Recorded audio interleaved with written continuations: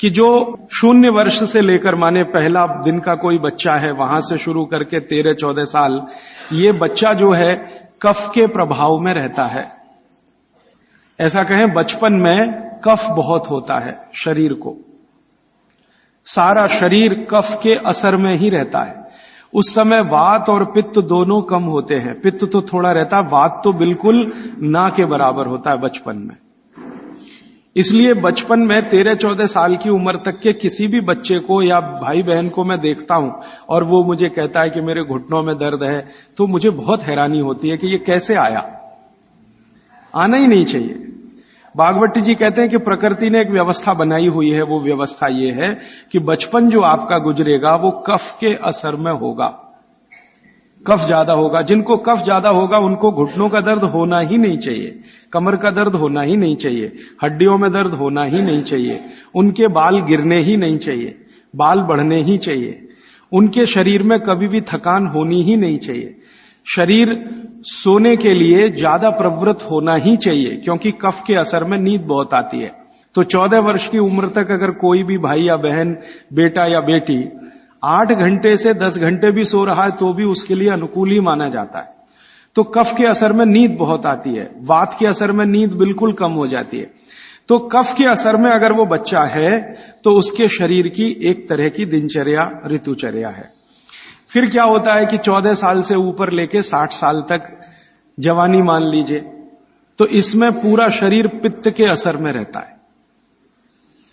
14 साल से लेकर 60 साल तक पित्त का असर होगा, तो शरीर को पित्त का असर होगा ही ये इतने दिनों में। तो इनके लिए एक तरह की ऋतुचर्या, दिनचर्या। और तीसरा है 60 के ऊपर की जब उम्र हो जाती है तो वात के प्रभाव में आ जाता है पूरा शरीर। तो 60 के ऊपर उम्र जिनकी हो गई, अब वो मुझे ये कहें कि राजीव भाई घुटने दुख रहे हैं, तो समझ में आता, ठीक है भाई, स्वाभाविक है आपके लिए, हड्डियां कमजोर हो रही हैं, बिल्कुल स्वाभाविक है। ये उतना ही स्वाभाविक है जैसे आपके जीवन में बहुत सारी दूसरी चीजें स्वाभाविक होती है। तो 60 के बाद जब तक आप जीवित हैं वात के प्रभाव में है, 60 से पहले 14 वर्ष तक जब तक आपकी उम्र है आप पित्त के प्रभाव में है, और 14 वर्ष से कम आपकी उम्र है तो आप कफ के प्रभाव में हैं। तो मैं कफ से शुरू करता हूं। कफ से शुरू करें कि कफ प्रधान जो बच्चे हैं 14 साल तक, उनकी दिनचर्या कैसी होनी चाहिए। उनके लिए भागवत जी कहते हैं कि ये जो कफ के प्रभाव में बच्चे हैं, ये आज से मैं आपसे माफी मांगते हुए कह रहा हूं, कफ के प्रभाव के बच्चों को जितनी चाहें उतनी नींद लेने दीजिए। आप उनको टोका टाकी मत करिए। अक्सर मैंने देखा है मां बाप की जो टोका टाकी बच्चों के लिए, अरे इतनी देर सोता है, वो सोएगा ही क्योंकि कफ के असर में है। तो आप जबरदस्ती उसको मार के पीट के उठाएंगे, चल पढ़ने को बैठ, होमवर्क कर, टीचर ने इतना दे दिया। अरे वो होमवर्क करके करेगा क्या? अगर वो अपने कफ के असर में है वैसी उसकी दिनचर्या रखिए। तो भागवती जी कहते हैं कि जो कफ के असर में है उसको 10 घंटे तक की नींद स्वीकृत है, माने 10 घंटे तक वो 24 घंटे में सो सकता है। अब ये नींद वो 2 हिस्से में लेता है तो बहुत अच्छा, एक ही हिस्से में ले तो भी चलेगा, लेकिन ज्यादा बेहतर है कि 2 हिस्से में ले। माने रात को 8 घंटे तक सो जाए, 9 घंटे तक सो जाए, दोपहर को 1 घंटे जरूर सो जाए। लेकिन आप अगर कहेंगे कि कफ के असर में जो बच्चे हैं उनमें भी 3 कैटेगरी बनती है। 14 से 8 एक कैटेगरी, 14 साल से 8 साल, 8 साल से 4 साल एक कैटेगरी, और फिर 4 से 1 साल की कैटेगरी। तो 1 से 4 साल वाली कैटेगरी में भागवत जी कहते हैं कम से कम 16 घंटे की नींद,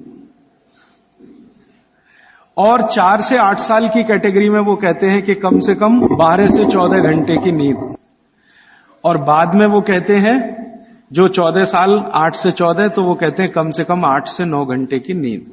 तो छोटे बच्चे अगर आपके घर में हैं जिनकी उम्र 14 साल से कम है, आप उनको सोने से मत रोकिए, क्योंकि कफ का असर है, और कफ का प्रभाव जब ज्यादा होता है ना तो होता क्या है वो समझ लीजिए। कफ आप जानते हैं चिकना पदार्थ है, स्निग्ध पदार्थ है। कफ का मतलब है आपको खांसी आए और जो बलगम निकल जाए, जो बलगम है ना वो ही कफ है, ऐसा समझ ले। वो स्निग्ध है, चिकना है और बहुत भारी है। ये गुरु है, गुरु माने भारी। हैवी है, बहुत हैवी है, इससे ज्यादा हैवी कोई चीज नहीं।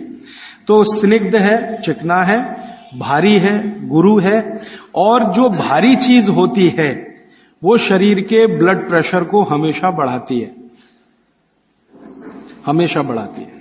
हर भारी चीज, हैवी चीज आप कहते हैं ना, कहते हैं कई बार चिकित्सक हल्का खाओ जी, ज्यादा भारी चीज मत खाओ।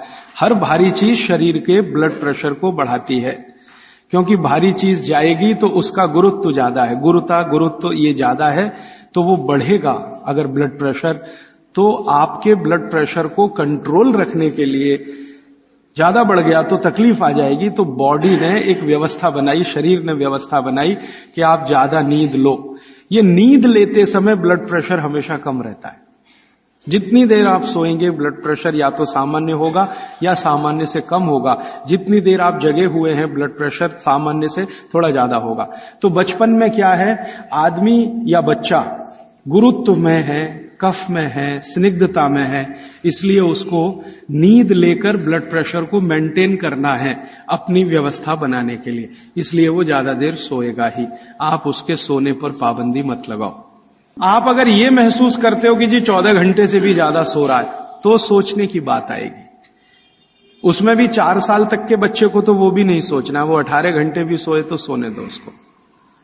और वैसे भी आप महसूस करते हैं, आप सब माताएं हैं, आपने बच्चे अपने बड़े किए ही हैं। छोटे बच्चे जितने होंगे नींद उतनी ज्यादा लेंगे, क्योंकि कफ का असर उतना ही ज्यादा है और ज्यादा कफ को मेंटेन रखना है ब्लड प्रेशर के लिए, इसलिए नींद लेनी ही पड़ेगी, बिना उसके होने वाला नहीं है। इसलिए बचपन में नींद ज्यादा। तो अब नींद ज्यादा है तो ये कब संभव है? ये नींद ज्यादा आप तभी संभव है जब जल्दी सो जाएं, माने बच्चों को जल्दी सोना ही। आप बोलेंगे जी कितने बजे तक सोना? भागवत जी तो ये कहते हैं कि सूर्यास्त होने के 2 घंटे के अंदर सो जाना, सूर्यास्त होने के 2 घंटे के अंदर सो जाना। अब सूर्यास्त कब हुआ? चेन्नई में मान लीजिए 6 बजे हुआ, तो हर बच्चे को 8 बजे तक सो ही जाना, कंपलसरी सो जाना।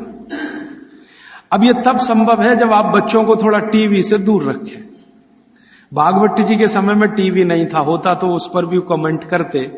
अब ये आ गया पिछले 50 साल में, आधुनिक विज्ञान ने इसको दे दिया। तो टीवी से बच्चों को दूर रखें ताकि उनके सोने की कमी ना आए। टीवी देखने में आजकल बच्चे 11 बजे तक 12 बजे तक जगते हैं, तो उनके नींद में कमी आती है। नींद में अगर कमी आएगी तो कफ के असर में नींद अगर पूरी नहीं लेंगे तो फिर कफ बिगड़ेगा, और ये बिगड़ा हुआ कफ बच्चों को चिड़चिड़ा बनाएगा, चिड़चिड़ा। बच्चों को अगर नींद पूरी नहीं लेंगे, इसको ध्यान रखिए, तो उनमें चिड़चिड़ापन आएगा, गुस्सा भी आएगा। और चिड़चिड़ापन और गुस्सा उनमें है तो वो आपकी कोई बात नहीं मानेंगे। आप उनको लाख अच्छी बात कहो वो मानेंगे ही नहीं, क्योंकि शरीर को मस्तिष्क जो है नियंत्रित करता है। मस्तिष्क कफ के प्रभाव में है, कफ बिगड़ा हुआ है, सुधरा हुआ नहीं है, क्योंकि नींद पूरी नहीं ले रहे हैं। तो ये तो संकट आने ही वाला है। तो अक्सर घरों में ये समस्या मैं सुनता हूं, वो कहते राजीव भाई बच्चे हमारी सुनते नहीं। वो सुनेंगे तब तक नहीं जब तक नींद पूरी नहीं हो रही है। आप उनकी नींद पूरी होने दीजिए, 8 घंटे 9 घंटे की 10 घंटे की नींद पूरी, फिर देखिए वो कितने अच्छे से सुनते हैं। अब मैं आता हूं जो आपने प्रश्न किया, जब आदमी कफ के असर में होता है, कोई भी बच्चा हो तो भी बड़ा हो तो भी, कफ के असर में जब भी होगा, चिड़चिड़ा होगा, गुस्सैल होगा, क्रोधी होगा, लड़ने को हमेशा तैयार होगा, और बहुत कफ अगर उसका बिगड़ा हुआ है तो वो ऐसा ही होगा जैसे कल बेनजीर भुट्टो को गोली मारने वाला। ये कफ के असर में ही होता है, तब होता है। कोई भी कफ प्रकृति का व्यक्ति किसी को भी गोली मार सकता है अगर उसका कफ इतनी तीव्रता पर है, बिगड़ा हुआ। गोली मार सकता है, बम मार सकता है, किसी के खून को निकलते देख उसके कफ को शांति आती है, मन में उसके संतुलन आता है। तो कफ जो है ना बहुत अच्छी चीज है, लेकिन एक लिमिट के बाद जब ये बाहर जाता है तो दुनिया की सबसे खतरनाक चीज है। और दुनिया में जो अध्ययन हुए हैं, जो अभ्यास हुए हैं, कि जितने भी अपराधी प्रवृत्ति के लोग हैं दुनिया में, वो कफ के असर में ही सारे अपराध करते हैं। लेकिन कफ बिगड़ा हुआ है, और इसी कफ का असर है कि प्रेम भी बहुत पैदा होता है। बहुत प्रेम पैदा होगा इसी कफ के असर में। आप किसी छोटे बच्चे को देखते ना, आपके दिल में अत्यंत प्रेम पैदा हो जाता है, वो कफ का असर है। कफ प्रेम भी पैदा करता है और कफ आदमी को जहरीला भी बना देता है। महत्व की बात है कि कफ जब तक नियंत्रण में है तो प्रेम भाव पैदा करेगा, सद्भाव पैदा करेगा, और जब ये बिगड़ गया, निकल गया बाहर, तो ये खतरनाक से खतरनाक चीजें बता देगा। अब मैं आपको बागवट की बात छोड़कर मेरी बात एक जोड़कर सुनाता हूं तो बहुत अच्छे से समझ में आए। आपने कई बार अखबारों में पढ़ा होगा, न्यूज़पेपर में, मैगजीन्स में पढ़ा होगा कि दुनिया में सबसे खराब बच्चे अमेरिका के हैं। सबसे खराब बच्चे दुनिया में, सबसे खराब। उनकी खराबी का कोई लिमिट नहीं है। आपने अक्सर न्यूज़पेपर पढ़े हैं कि हाई स्कूल के बच्चे जेब में से रिवॉल्वर निकाला और पट पट पट पट टीचर को मारा, अपने पड़ोसी को मारा, इसको मारा और अंत में खुद को मारा। अमेरिका की मुश्किल से कुल आबादी 27 करोड़ है। इसमें से लगभग 3 करोड़ के आसपास बच्चे हैं, ऐसा वो कहते हैं। इन 3 करोड़ बच्चों में 30 लाख जेल में बंद हैं, जेल में बंद हैं। और जिनकी उम्र 14 साल की, 12 साल की, 11 साल की, 10 साल की, ऐसी उम्र के बच्चे जेल में बंद हैं। होना चाहिए स्कूल में, लेकिन है जेल में। ये जो अमेरिका की स्थिति है, ये कनाडा की भी है, यही स्थिति ब्रिटेन की है, यही फ्रांस की है, यही जर्मनी की है, यही स्वीडन की है, यही स्विट्जरलैंड की है। इन सभी देशों में, जो ठंडे देश माने जाते हैं, बच्चे सबसे ज्यादा बिगड़े हुए। आपको सुनकर हैरानी होगी, अमेरिका, यूरोप के देशों में सबसे ज्यादा जो अपराध हो रहे हैं, उनमें लगभग 65 से 70% अपराध बच्चे कर रहे हैं। वो चाहे बलात्कार के हों, चाहे छेड़खानी के हों, या गोली मारने के हों, या लूट मारी के हों, बच्चे कर रहे हैं। बच्चे जिनको हम 14 साल तक की उम्र का मानते हैं, वो कर रहे हैं। परिणाम क्या है? बिगड़े हुए कफ के प्रभाव में है वो सब बच्चे।